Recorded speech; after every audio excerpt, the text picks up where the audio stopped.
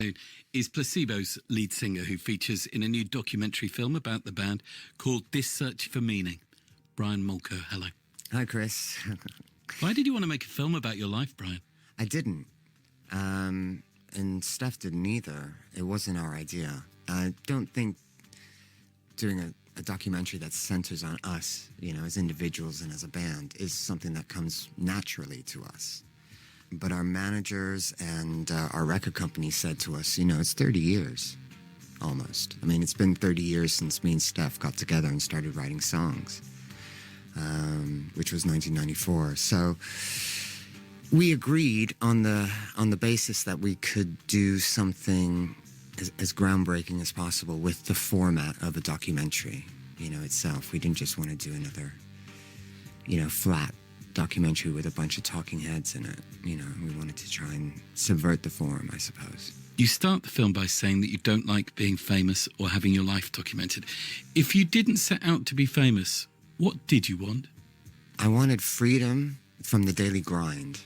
When I was 11, I looked at my father and, I said, so you go to the same place every day and you do the same thing and you wear that monkey suit. And he went, yeah, that's life. And even at the age of 11, I went, no, it's not my life. It can't be my life. So already at that point, I was trying to sort of, find a way, essentially not to become, a productive member of society, to try and kind of live life on my own terms and not to have to, get a job that I didn't like most people have to do. And, try and get myself into a situation where I could just simply make a living from being creative. That was my ambition, to be able to afford to rent an apartment and not starve. That was the goal. Is the same true for Stefan, the other half of Placebo?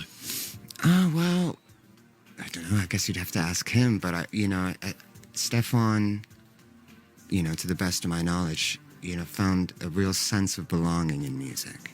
And so when I met him again in London, he was studying music and he was studying engineering and all of these things. So it was very, very clear that, that was the field that he was going to go in.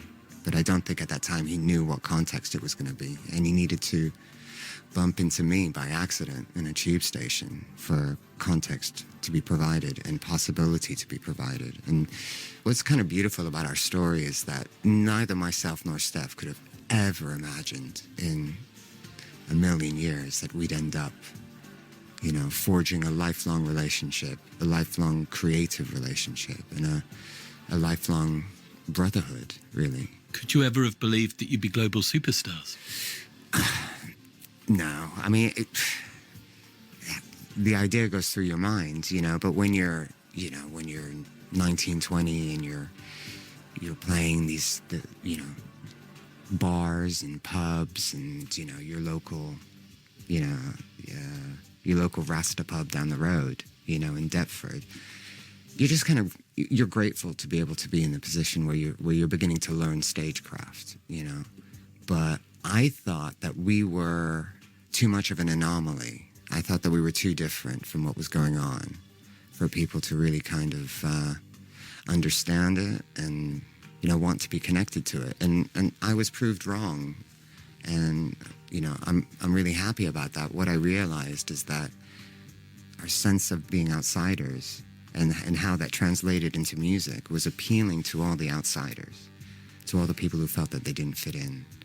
And we didn't set out to do that, but quickly I realized that we were appealing to the misfits and the misshapes and the square pegs and the round holes. That reflected back to us who we were. And so at that point, it was almost as if we kind of felt like there was a tribe out there, that we could relate to and could relate to us. In the film, you say that you're less and less interested in society and how people feel about you. What about your fans? Well, I really, I have no control over what my fans think, what my fans feel, and, what my fans want from me. And so, I kind of have to operate with the idea that if I come up with an idea and it excites me, and it really excites me first, if it doesn't do that, I just don't think it's going to translate. There's an aphorism, about this. It's like, other people's opinion about me is none of my business, and I think that's really useful because I'm naturally quite self-conscious. And so if I take everybody else's opinion of me on board, then I think I'm going to be paralyzed, I have enough of a challenging time being okay with myself in my own head, and getting to a place of self-acceptance and having decent self-esteem. If I take on board all of the positives and the negatives and the ambivalent and the indifferent opinions about me, I think I'm just going to get far too overwhelmed to not be paralyzed. So the film features extensive contributions from Joe Talbot, Self-Esteem, Shirley Manson, Robbie Williams and Youngblood. And Youngblood says that you look like who he wants to be. Who are you, Brian? Good question.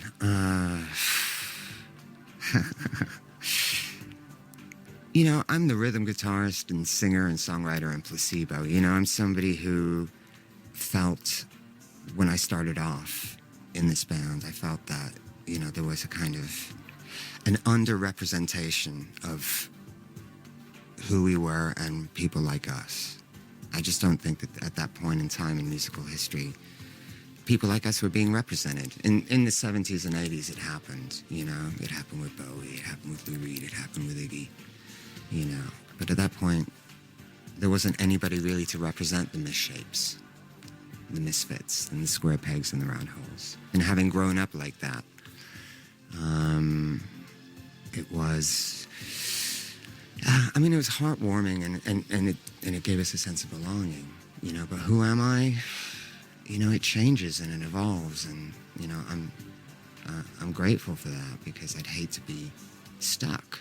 And I think that when you stop learning, you stop living, and you start to die. So I just want to get better at what I do.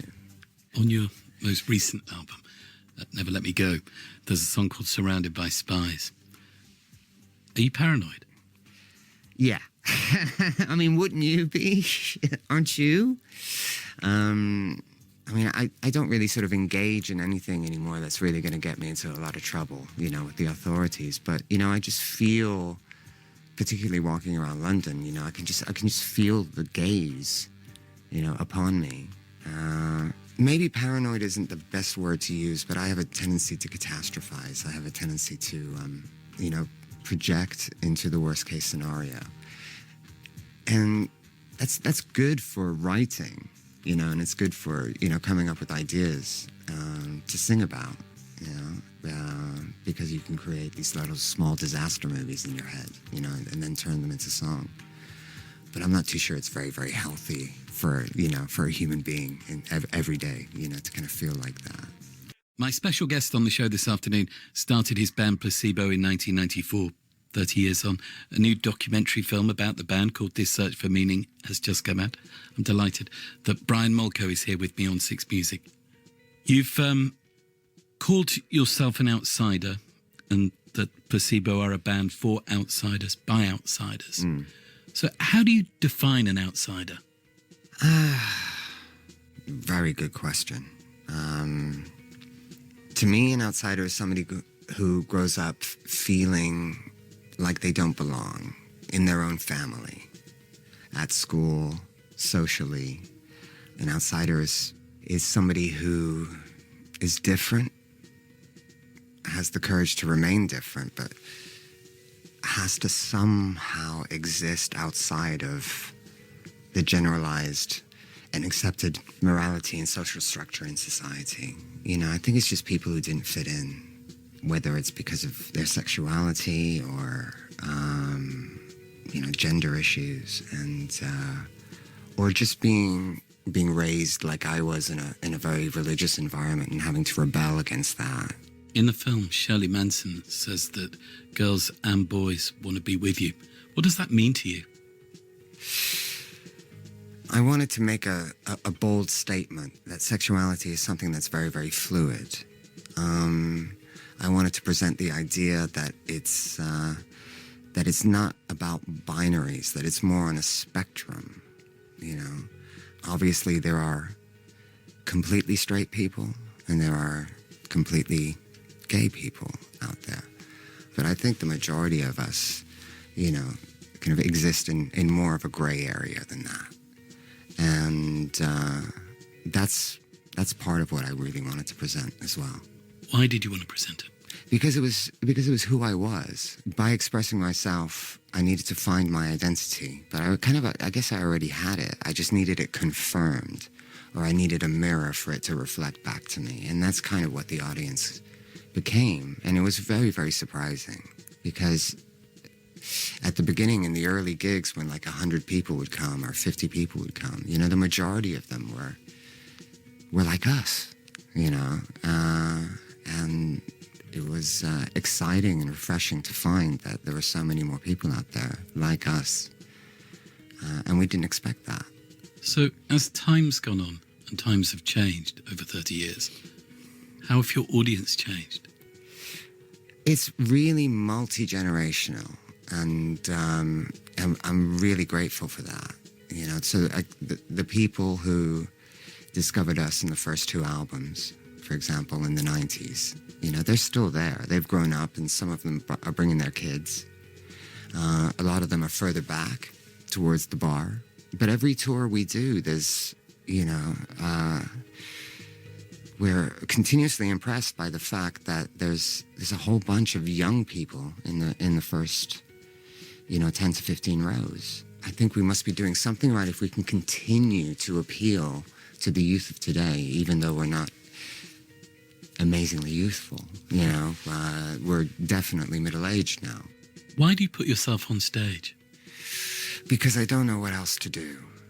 You know, I started off acting when I was about 11, and then after that I went to drama school. So kind of there was something, even as an 11, 12-year-old, the stage felt like a safe place for me, you know, and I didn't feel safe growing up because I grew up in quite a violent household, you know, so I didn't feel safe at home, and I didn't necessarily feel safe at school. But there was something about being on stage and doing theater that made me feel like I was in control, because so many other things that should have been controlled in my life were just completely chaotic, you know.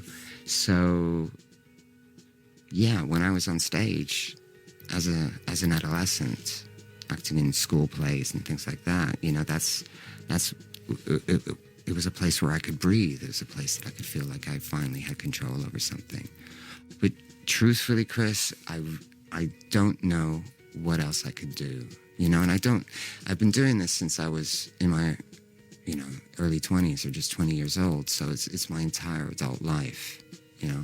I can't drive, you know, I'm computer illiterate, yeah. So that's like most of the jobs in the world are kind of, yeah. You toured with David Bowie before you'd even released an album. Mm-hmm. You became friends with David Bowie. Mm-hmm.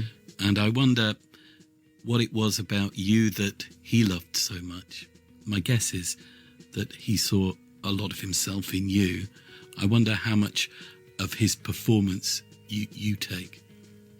Well, it was really a masterclass, opening up for David Bowie, because, you know, you'd play for half an hour, you know, and then you'd be able to go backstage, and then a half an hour later, you know, we would walk in front of the barrier, and we would just kind of stand there for the entire thing. And we had the best view in the house. So it was the most phenomenal musical education and an education about stagecraft and the possibilities. You know, the cool thing about David is that he took a lot of risks when it came to scenography and the way that he presented himself on stage. And some of the risks were more successful than others, you know. But what was really, really cool also, you know, he was such a legend, but he was still not afraid to fail. He was still not afraid to take as many risks as possible, knowing full well that some of them were going to fail. And then it really doesn't matter. Was it Bertrand Russell or somebody who said, you know, if you're going to fail better, you know? Or Charlie Kaufman, who wrote Being John Malkovich. You know, it says failure is a badge of honor. You've never failed, though, have you? Oh, no, you can't have success without failure. You have to fail first.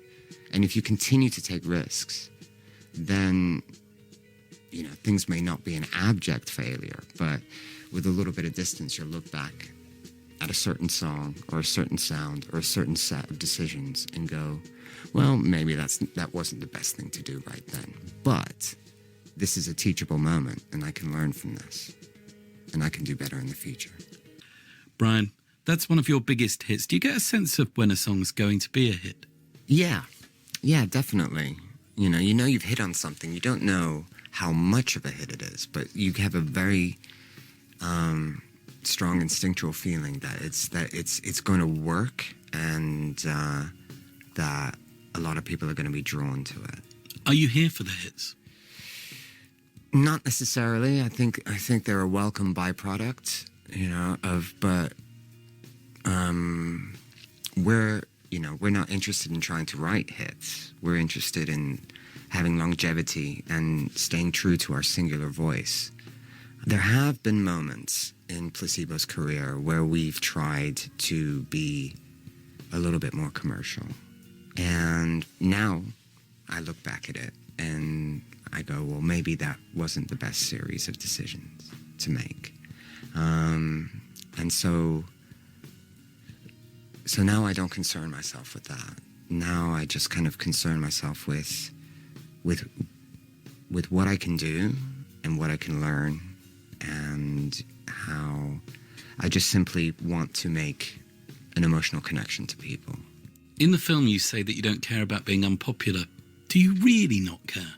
I can't care, because it would take up too much space in my head. And again, I think it would lead to paralysis. Rick Rubin will tell you this. You have to make the music for you. You have to not concern yourself with the audience. We're at 30 years. My ambition is to be like The Cure. So there's at least another 20, 25 years, to go. And I think if you want that kind of longevity, it's ridiculous to assume that you can be popular all the time, during such a long period of time, all of these decades. So you have to get used to the idea of sometimes being in fashion, sometimes being out of fashion. How seriously do you take the platform that you have and the voice that it gives you? How seriously? Very seriously, because it's going to be my legacy. It's going to be my one stab at immortality, So yeah, I take it really seriously, and that's why I have such respect for it. And I think it would be a huge disservice to the art form itself to not take it that seriously and to not try and explore things which are really serious within the music as well.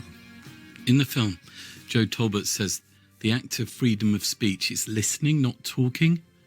That is one of the greatest quotes I've ever heard in my life, and it just goes to show what an incredibly intelligent and sensitive mind Joe Talbot has. And a lot of what Joe Talbot says in the film, Shirley Manson too, really, really blew me away. Are you a good listener?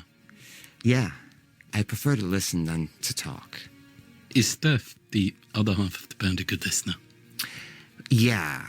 Steph is a very kind, compassionate, and gentle soul. We can tell each other things that we would never even tell our significant others, because there's just such an acceptance of who we are, and such an acceptance of the fact, of the idea that we also are changing always. We have a relationship which is completely unique, and one that I've never had a relationship like this in my life, and I never will again. Have you got the same energy that you started with 30 years ago to keep pushing? Physically, perhaps not, but in terms of my ambition and my drive and my need to express myself and my need for a sense of purpose, then yes, absolutely. In fact, I think I started to land, and I think I'm getting more powerful, and I think that there's a lot more to explore. And Never Let Me Go feels like a real creative resurgence for us, and it also feels like a kind of, you know, a reacceptance, you know, globally of Placebo. And it's a very different record from its predecessor. The types of themes that are explored in Never Let Me Go, you know, surveillance culture, the climate crisis, gender identity, these are all very, very serious subjects. And it's our job as artists, you know, to reflect that. So is there new music in the pipeline? Well, we're going to have to get together at some point and start writing again. There's nothing in the pipeline right now, but there will be. I just can't say when. You started the band, Brian, with no plan. How's that worked out? Great. Look at where we are, you know? I mean, it's taken a few decades, you know, but I've realized what I set out to do, which was not to enter society under its own terms and never to have to get a real job, you know? And I'm going to continue because, like I said before, I'm completely unemployable, you know? So this is, you know, I can't risk not doing this anymore. Brian, thank you so much. Oh, thanks, Chris.